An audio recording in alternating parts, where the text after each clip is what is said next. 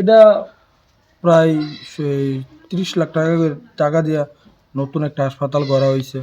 তো এর মধ্যে সরকার চাইতেছে উন্নয়নের চিন্তাধারা, কিন্তু এটা করার পর দীর্ঘ আজকে 1 বছর যাবৎ এটার উদ্বোধনই করা হইতেছে না।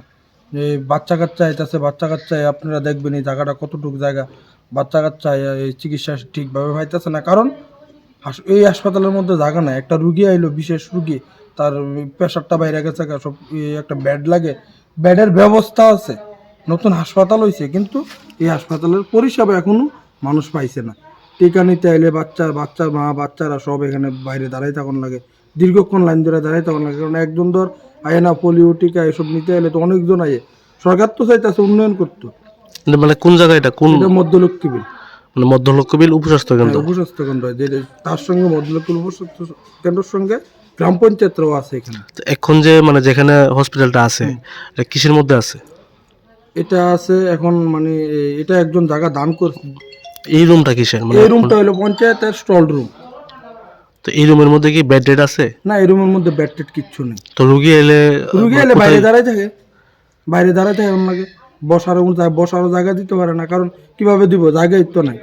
আর নতুন বিল্ডিং এর কাজ কি কমপ্লিট? নতুন বিল্ডিং এর কাজ কমপ্লিট, ওয়ারিং কমপ্লিট, এভরিথিং সব কিছু কমপ্লিট। শুধু এটা উদ্বোধন করার লাগে এখন এটা পরিত্যক্ত হয়ে গেছে।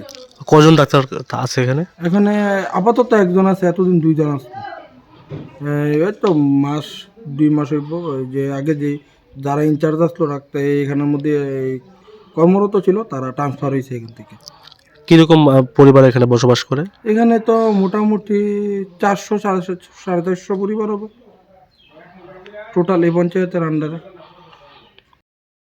আমাদের নতুন সেন্টার খুলছে, পুরান সেন্টার আসছিল, এটার মধ্যে মানুষ টানো বইতে পারে না, রুগীরা টুগি আইয়া আমরা চিকিৎসা লাগে অফিসলা যাইতে হয় দৌড়াইয়া। যেটা আমরা 1.5 বছর হয়েছে আমরা সেন্টার করে দিচ্ছে, তারা উদ্বোধন করে না, এটা চালু করে না। আমরা কষ্ট হইতেছে, আমরা অসুবিধা হইতেছে, দূরতায় মানুষ ফিরা জায়গা।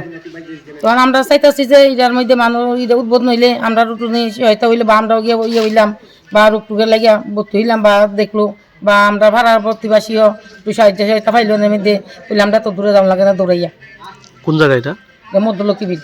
আচ্ছা, মধ্যলক্ষ্মী বিল উপস্বাস্থ্য কেন্দ্রের কাজ কি কমপ্লিট? হ্যাঁ, কমপ্লিট। কবে কমপ্লিট হয়েছে? হয়ে গেছে 1 বছরের মতন, 1 বছর উপরে যাবো গা। তো এই পাড়ার যদি কোনো ইমার্জেন্সি কোনো পেশেন্ট আনে, তাহলে এই রুমের মধ্যে কিভাবে চিকিৎসা করা হয়?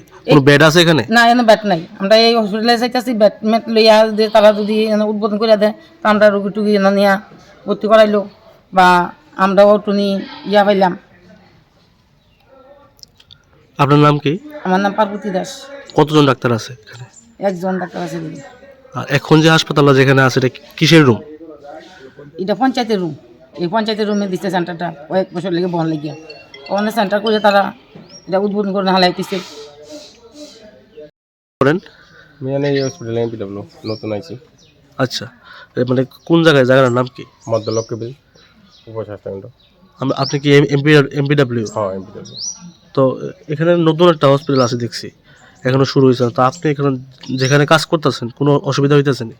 এখানে তো ছোটো জায়গা অসুবিধা হয়। আমি হসপিটাল জানিছি, হসপিটালে গেছে যে কোনো উদ্বোধন লাগে না, সাব সেন্টার গিয়া ডাইরেক্ট ঢুকে যেতে পারতে। মানে তারা উদ্বোধন করবো পঞ্চায়েতে, মানে প্রধান মেম্বাররা। মানে হসপিটাল থেকে হয়েছে আপনারা চিকিৎসা শুরু করতেন এখানে? মানে লাগে নাকি উদ্বোধন কোনো কিছু লাগে না, এমনি পরিষ্কার টরিষ্কার করিয়া যাবো। হসপিটাল তরফ থেকে কোনো উদ্বোধন হয় মানে এমনি হ্যান্ড ওভার দেওয়া হয়েছে, যদি অক্ষণ চাইলে অক্ষণও যেতে পারি। আর পঞ্চায়েতের তরফ থেকে কি জানানো? পঞ্চায়েতের না, প্রধান মেম্বাররা কইছে কি এটা একটা উদ্বোধন করবো, মানে উদ্বোধন করে শুরু করা হইব। তার লেগে কি কইছে উদ্বোধন করবো, শুরু কথা বলছে। কতদিন আগে কমপ্লিট হয়েছে ওই কাজটা, নতুন বিল্ডিং এর কাজটা?